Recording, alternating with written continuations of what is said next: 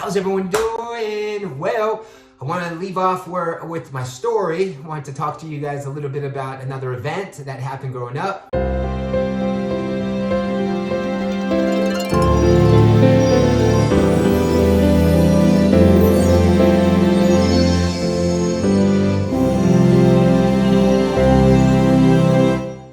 I believe a lot of these events that we all walk through in life shape and mold our worldview.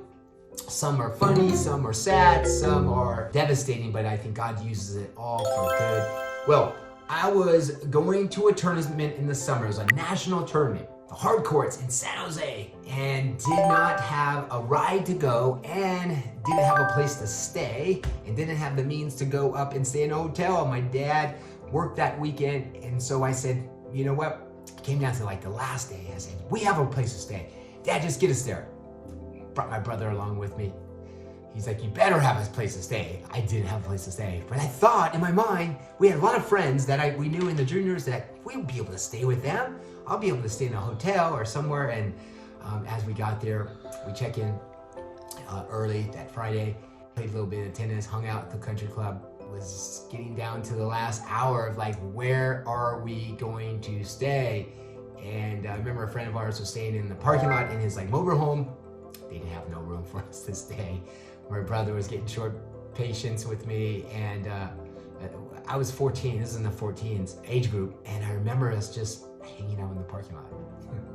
We slept behind a dumpster. We had just not many clothes at all.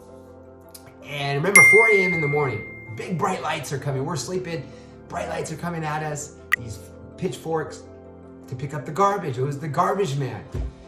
And it felt like it was a bad dream. Probably was a bad dream for my brother as well. And I know I was very tired the next morning. Got to play my match.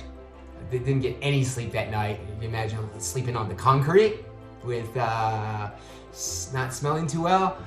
And I remember that when we went in and showered and before my match, but my brother never let me live that down. That was a time that he was like, I'm not trusting you ever again with where we're going to stay at. And oh man, the things we do to get what we want, and God has shown me over the years is, don't make up the things that aren't true.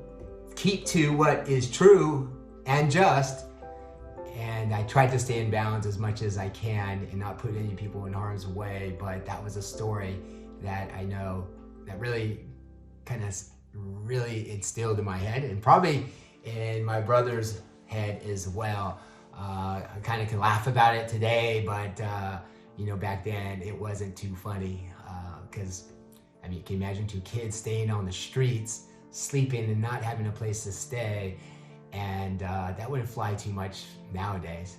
It shouldn't fly then. And so, praise God. This is another story that really neat that I got to experience. And I just know that like some of these things, these characteristics that we have in life, this eagerness to get like what we want to get done, but not doing it in this expense of other people, right?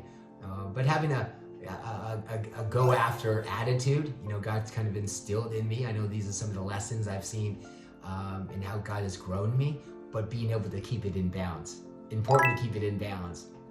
Don't do what I did. God bless, guys.